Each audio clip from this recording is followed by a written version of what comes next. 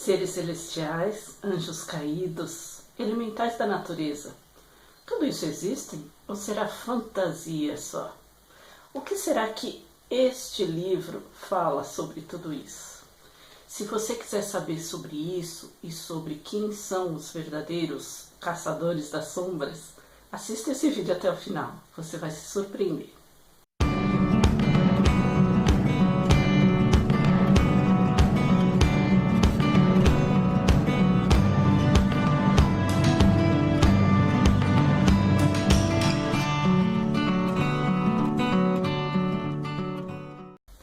Olá pessoal, tudo bem? Bem-vindos a mais um vídeo aqui do canal Positivamente. Bom, por que eu tô voltando a esse assunto? No vídeo passado eu fiz sobre o mundo das sombras, falando sobre uma série que eu assisti na Netflix chamada Shadowhunters, os caçadores das sombras. E eu questionei, anjos, demônios, será que eles estão entre nós?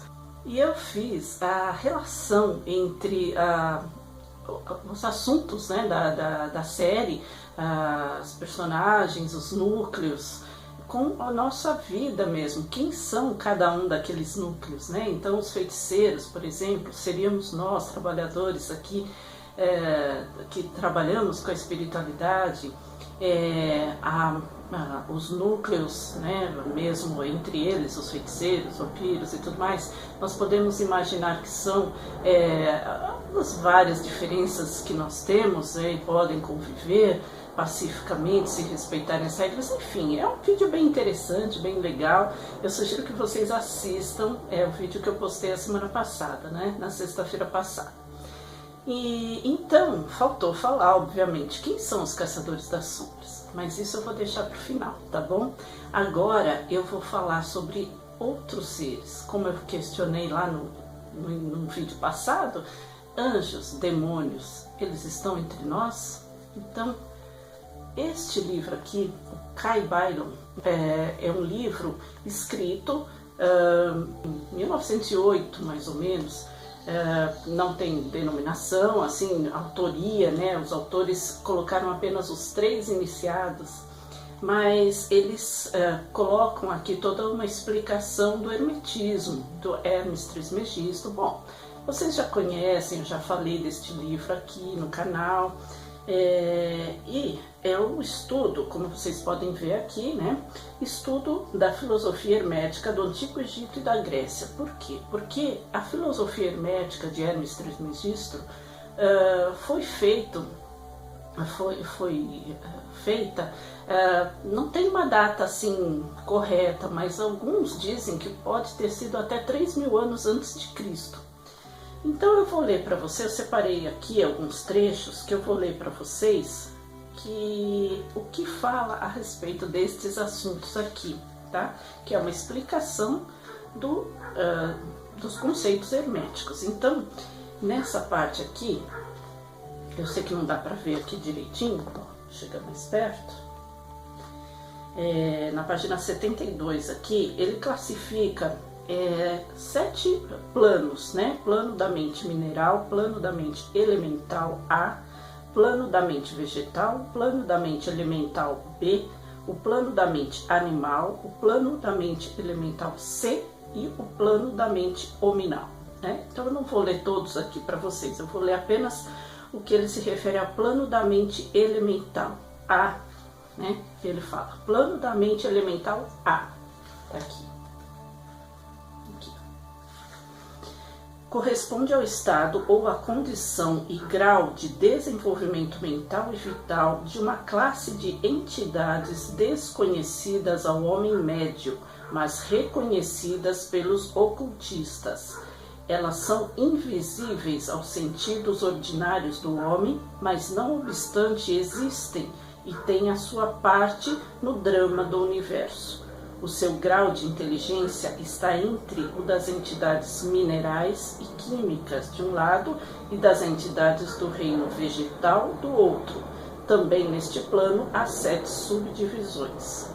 Aí ele vai dizer que é o plano da mente vegetal, que é uma das 7 subdivisões, mas eu vou ler depois o plano da mente elemental B. Nas suas 7 subdivisões, compreende os estados e as condições de uma forma mais elevada das entidades elementais ou invisíveis, tendo a sua parte na obra geral do universo, cuja mente e vida forma uma parte da escada entre o plano da mente vegetal e o plano da mente animal, as entidades participando da natureza de ambos. Aí vamos para o plano, aí ele explica o que seria o plano da mente animal. Aí eu vou pular essa explicação novamente, e aí eu vou para o plano da mente elemental C. Nas suas 7 subdivisões, compreende as entidades ou entes invisíveis, que são todas as formas elementais que participam da natureza da vida animal e da humana, em certo grau e certas combinações. As formas mais elevadas são meio humanas em inteligência. Então, o que ele está explicando aqui? Que existem seres ou entes, como ele chama, né, na verdade, seres invisíveis ao homem médio, a compreensão do homem médio, mas muito, mas que o ocultista compreende. Então, ele fala que eles são invisíveis, no sentido, né, ordinários, ao homem médio. E seu grau de inteligência está entre as entidades minerais e químicas. Isso ele se refere ao que está mais entre os que cuidam, seria da parte vegetal e da parte mineral. Então esses seres, eles existem e eles são os mais, vamos dizer assim, os mais baixos, né, nessa escala, tá? Então aí existe o plano da mente elemental B, que são outra parte das 7 subdivisões, que ele está cuidando aqui na parte da parte animal, né? Está entre o vegetal e o animal. Então o primeiro A estaria entre o mineral e o vegetal, o B está entre o vegetal e o animal, né? E o C está entre o animal e o hominal. Então são níveis de desenvolvimento, né? Níveis de desenvolvimento. É claro que algumas linhas de pensamento explicam que todos nós evoluímos assim, né, em todos esses níveis, desde o mineral até chegarmos ao hominal. Mas o que éramos nós, né, nesse sentido? Se você pegar o Livro dos Espíritos, é que eu não estou com ele aqui, eu acabei esquecendo de separar esse trecho. Mas se você pegar o Livro dos Espíritos, eles também falam que existem as entidades que cuidam de toda a parte da natureza, né? Então, tudo, vegetal, dos animais, dos trovões, das tempestades, enfim, que cuidam de tudo isso, mas eles realmente têm um nível de desenvolvimento mais baixo do que, obviamente, do que os humanos, né? Então, isso, né, é uma prova cabal de que realmente existem, vamos dizer assim, inteligências menos desenvolvidas a nossa, né, que nós estamos ali já num plano de desenvolvimento maior, mas eles são seres que existem. Então, o que muda nisso? Muda a roupagem, as denominações, né? Então, seriam os seres da natureza, né? Que seriam todos os que cuidam da parte da natureza. É claro que a gente fala aqui das fadas, dos duendes, dos silfos, são as denominações dadas a estas classes.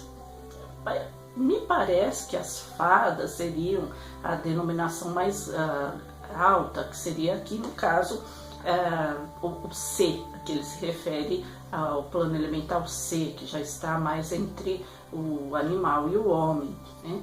E os outros seriam os que cuidam das outras partes. Então, ele está falando aqui em termos de inteligência, de desenvolvimento da inteligência. Mas, como eu disse, lá no próprio Livro dos Espíritos, se refere a essas questões especificamente da natureza, que são os elementais da natureza, que cuidam de toda parte da natureza, desde as tempestades, as águas, a vegetação e tudo mais. Então, existem sim. Tem um livro também, que eu não tenho ele, eu já li há muitos anos, também não posso dizer com detalhes, mas o livro se chama sobre o signo de Aquário. Então ele fala, ele retrata, o autor retrata uma viagem astral que ele fez dentro de uma nave e ele viu todas essas entidades, todos esses seres. É bem complexo, é bem legal esse livro, eu vou ver se eu consigo encontrar, ele já está bem difícil de encontrar, mas é bem legal, explica bastante coisa, né? E tá justamente nesse preparativo todo aí já para separação, né, de quem fica e de quem vai, tá? Então, aqui, noutra parte, agora ele fala sobre os anjos, tá? Então, é uma parte um pouquinho maior, eu também vou ler aqui para vocês, tá? Nos 7 planos menores do grande plano espiritual, existem entes que podemos chamar anjos, arcanjos, semideuses. No plano menor, mais baixo, vivem estas grandes almas que chamamos mestres e adeptos. Acima deles fica a grande hierarquia das hostes angélicas, inconcebíveis ao homem. E acima destes ficam os que podem ser chamados sem irreverência os deuses. Tão elevados na escala da existência estão eles, pois que a sua existência, inteligência e poder são semelhantes aos atribuídos pelas raças de homens às suas concepções da divindade. Estes entes estão ainda além dos mais elevados voos da imaginação humana, e o epíteto divino é o único que lhes é aplicável. Muitos destes entes, como também as hostes angélicas, tomam muito interesse nos negócios do universo e têm uma parte importante neles.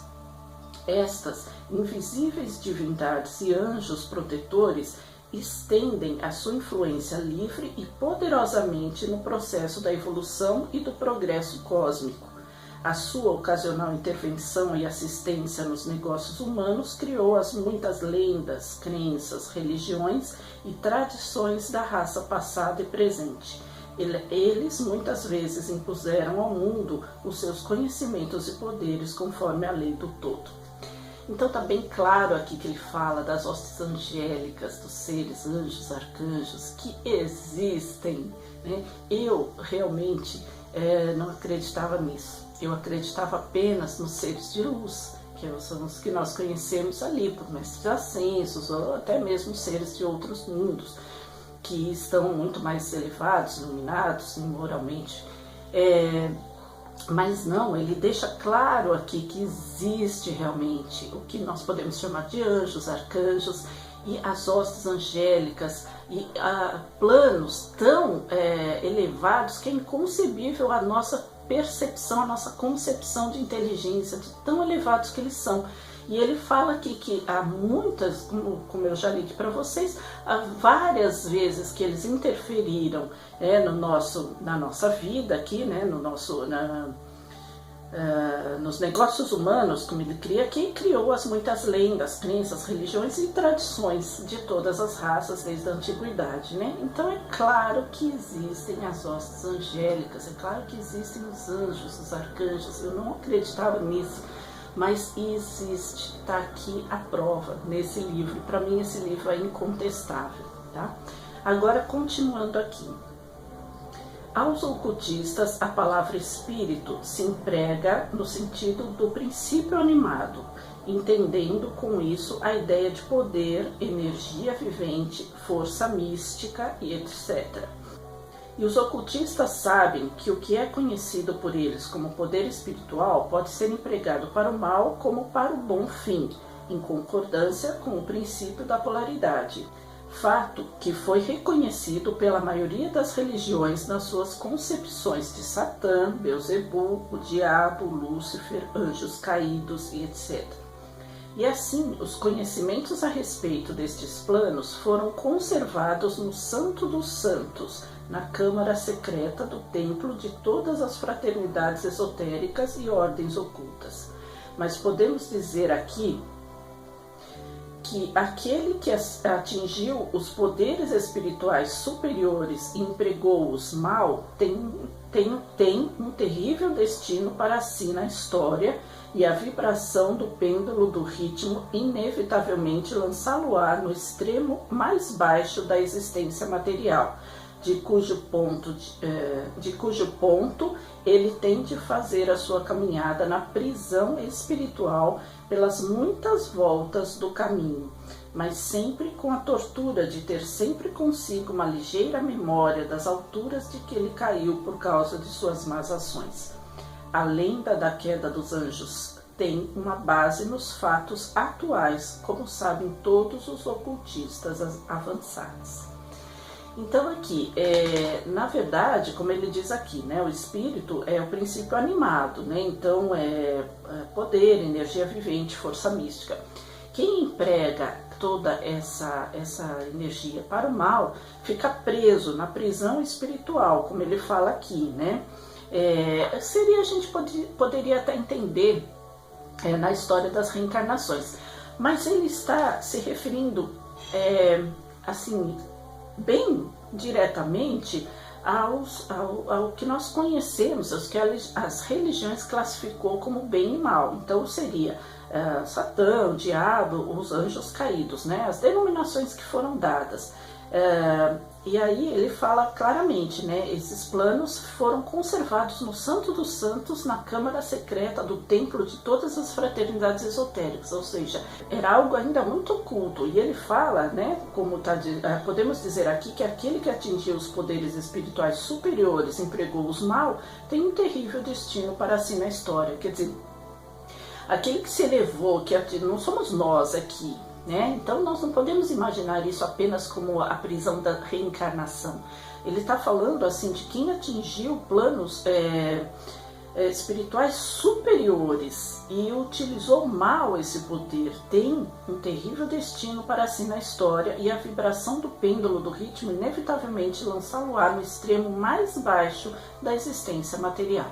Ou seja, ele está falando realmente dos anjos caídos, daqueles que atingiram um grau de superioridade espiritual muito elevado e utilizaram isso para o mal. E isso fez com que eles caíssem, né? Que eles se tornassem os anjos caídos. Tanto é que aqui está dizendo, a lenda da queda dos anjos tem uma base nos fatos atuais, como sabem todos os ocultistas avançados. Então, a lenda tem uma base, ou seja, as lendas são reais. Lembra que eu falei isso, que a gente ouve lá na série? Não existe lenda sem fundamento. O que acontece é que muitas vezes, como eu disse, é a roupagem que se dá. Coloca-se, né? É como você pegar, por exemplo, um livro, uma história de alguém, algo que aconteceu realmente, e transformar isso num filme. Naquele filme não vai poder seguir exatamente só o que tem ali no livro, senão ele não se torna algo assistível, né? Eles têm que colocar ali um entorno, eles têm que colocar ali outras falas inventadas, eles têm que colocar alguma coisa para contextualizar todos os acontecimentos, né? Então é como isso se aplica às lendas. As lendas, elas têm uma base real, elas têm uma base verdadeira mesmo, e só são inseridas nelas alguns conceitos, muitas vezes regionais ou culturais dos locais ou de épocas até, ou de as suas religiões. Então é isso que eu queria falar para vocês, né? Anjos, demônios, né? E seres elementais existem, está aqui comprovadamente relatado no livro O Kybalion, da filosofia hermética.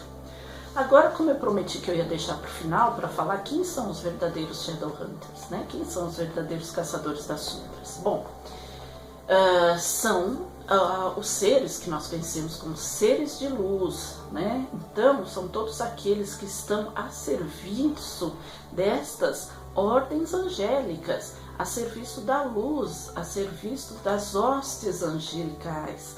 Então, são muitos, tanto os mestres, como nós sabemos, os mestres ascensos, mas principalmente aqueles, os mestres ascensos estariam ainda no controle, mas quem são os guerreiros realmente, são aqueles seres que já atingiram uma iluminação, né, maior, mas ainda não chegaram nesse patamar angelical ou mesmo até dos mestres. Eles trabalham em conjunto com os mestres. Então nós conhecemos, pode ser que existam espíritos, vamos dizer assim, que já foram encarnantes aqui na Terra, sem dúvida nenhuma, que atingiram um grau de iluminação muito grande. Nós não podemos dizer, apontar nomes nem nada, mas o que nós podemos dizer é que existe os seres de outros planetas, né? Isso sim, que é o que nós ouvimos e vemos e lemos com a Confederação Galáctica, toda essa equipe que toma conta do universo, vamos dizer assim. E para vocês não acharem essa mulher pirou de vez, né? Tá ali deslizando na maionese. Vocês já viram algum vídeo do Geraldo Lemos, né? Geraldo Lemos Neto, acho que ele fala do Chico Xavier. Ele conviveu, ele era acho que vizinho ali do Chico, não sei, ele conviveu muito tempo com ele. Ele fala que o Chico Xavier ele gostava muito de assistir os filmes do Star Wars, e o Chico falava para ele: olha, meu filho, tudo isso aí acontece de verdade.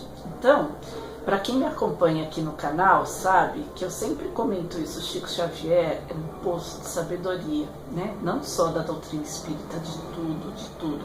Ele só não falava mais abertamente porque não era esse o propósito dele. Ele não estava aqui para falar essas coisas porque nós ainda, eu digo nós aqui, os réis mortais, não estávamos preparados para ouvir. Tudo tem o seu tempo certo.